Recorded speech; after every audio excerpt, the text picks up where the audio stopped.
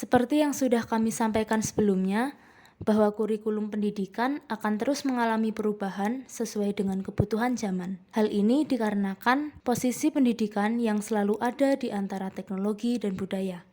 Kurikulum merdeka yang saat ini hadir diharapkan mampu mengejar ketertinggalan proses pembelajaran atau learning loss karena pandemi COVID-19 kemarin.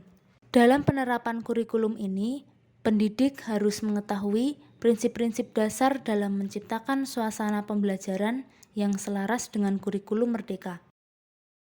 Kami merangkum menjadi 5 prinsip dasar yang dapat digunakan sebagai modal awal dalam mengimplementasikan pembelajaran berbasis kurikulum merdeka. Mari kita mengenal 5 prinsip dasar tersebut.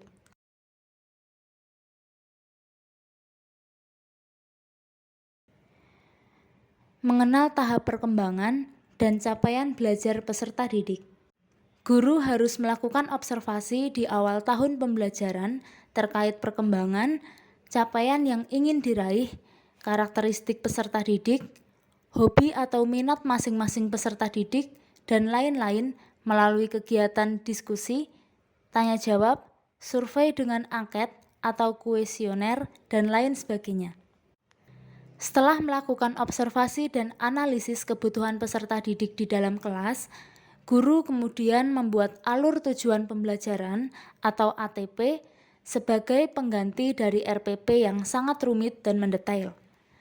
Setelah ATP terbentuk, guru mulai merancang pembelajaran yang tepat dan menjawab kebutuhan peserta didik.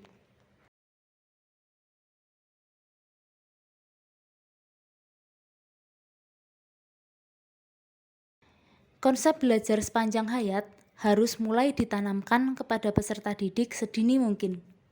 Hal ini bertujuan agar mereka mampu merasakan manfaat belajar yang besar di dalam kehidupannya.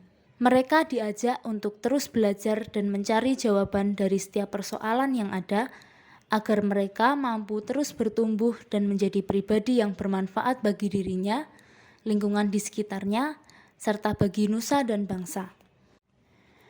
Untuk menanamkan konsep belajar sepanjang hayat, dapat kita lakukan hal berikut ini. Pertama, mengajak mereka untuk berefleksi pada akhir pembelajaran tentang apa yang mereka dapatkan, apa yang mereka rasakan, dan apa yang akan mereka lakukan. Berikutnya, peserta didik diberikan respon atau umpan balik yang tepat agar mereka dapat menentukan arah kemana mereka berjalan atau mengeksplorasi ilmu pengetahuannya. Berikutnya, peserta didik diberikan kesempatan untuk menyampaikan pertanyaan atau gagasannya selama proses pembelajaran. Yang keempat, peserta didik diberikan motivasi untuk membangun sikap belajar mandiri. Setelah itu, peserta didik diberikan ruang yang cukup untuk mengeksplorasi dan memproduksi karya untuk meningkatkan kreativitasnya.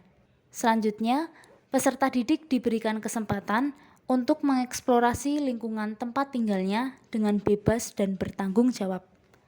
Dan yang terakhir, peserta didik difasilitasi sesuai porsi dan kebutuhannya.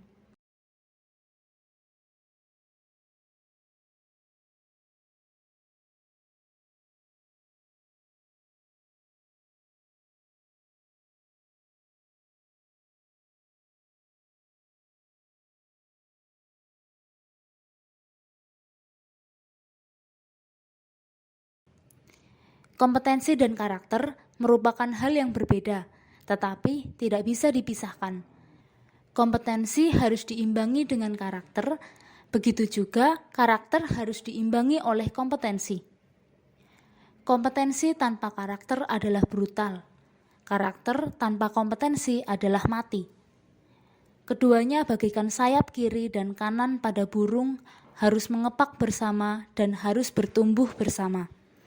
Untuk mengembangkan kompetensi dan karakter dapat dilakukan dengan cara berikut ini.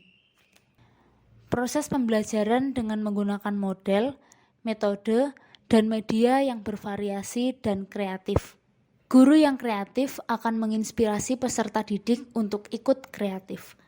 Hal ini karena kreatif itu menginspirasi. Sebagai contoh, kita dapat menggunakan pembelajaran inquiry, pembelajaran berbasis proyek, pembelajaran berbasis masalah, dan lain-lain. Metode yang digunakan dapat menggunakan role play, berbasis drama, dan yang lainnya.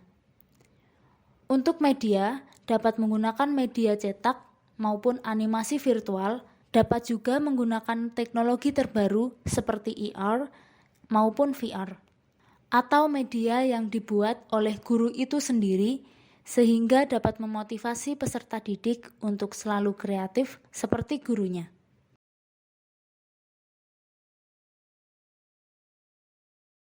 Menerapkan proses pembelajaran kontekstual. Harapan pendidikan dapat memecahkan masalah kehidupan akan tercapai apabila pendidikan tersebut berenang dalam realitas masyarakat dan lingkungan. Peserta didik hidup di sana, sehingga pembelajaran akan lebih efektif apabila dapat membantu mereka menemukan jawaban dari persoalan dalam realitas faktual. Realitas faktual ini dapat berupa fenomena yang dekat maupun yang jauh, yang dapat kita kaji melalui media massa seperti sumber-sumber berita terpercaya. Dalam penerapan prinsip keempat ini, kita dapat memperhatikan hal berikut. Pertama, proses pembelajaran selalu berangkat dari fenomena nyata yang saat itu sedang terjadi atau sedang viral yang menarik untuk dikaji. Kedua, proses pembelajaran didesain agar interaktif antara peserta didik dengan guru, peserta didik dengan peserta didik. Ketiga, sumber belajar yang digunakan dapat berupa narasumber yang terdiri dari masyarakat sekitar, komunitas, organisasi, dan para ahli. Yang keempat, peserta didik dapat melibatkan wali murid sebagai mitra kerja dalam membimbing peserta didik di rumah atau di sekolah secara terstruktur. Memandang fungsi pendidikan dalam menjawab kebutuhan masa depan. Seperti yang sudah saya sampaikan di depan tadi, di mana posisi pendidikan selalu berada di antara teknologi dan budaya. Teknologi akan berjalan di depan dan budaya akan mengikutinya di belakang. Pendidikan berperan sebagai pusat kendali antara keduanya. Pendidikan akan mengarahkan perkembangan sosial budaya masyarakat menuju masa depan. Ketepatan dalam menjawab kebutuhan masa depan akan sangat bergantung pada kualitas pendidikan yang ditawarkan. Pendidikan yang semakin berkualitas akan semakin menjamin keselamatan dan kebahagiaan pada kehidupan masa depan.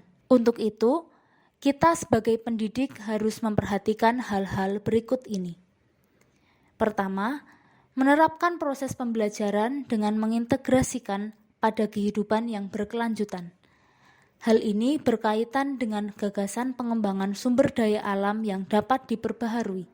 Kedua, memberikan motivasi bahwa masa depan adalah milik mereka, sehingga perlu dipersiapkan dengan sungguh-sungguh. Dan yang ketiga, meningkatkan karakter untuk mempersiapkan sifat dan mental peserta didik dalam menjawab kebutuhan di masa depan. Hal ini dapat dilakukan dengan memanfaatkan proyek penguatan profil pelajar Pancasila. Demikian 5 prinsip dasar dalam menerapkan kurikulum merdeka. Semoga ini menjadi menginspirasi kita dan menjadi tuntunan kita dalam menciptakan lingkungan pendidikan yang membahagiakan. Salam secangkir dan terima kasih. Yuk tuang pikirmu di cangkir.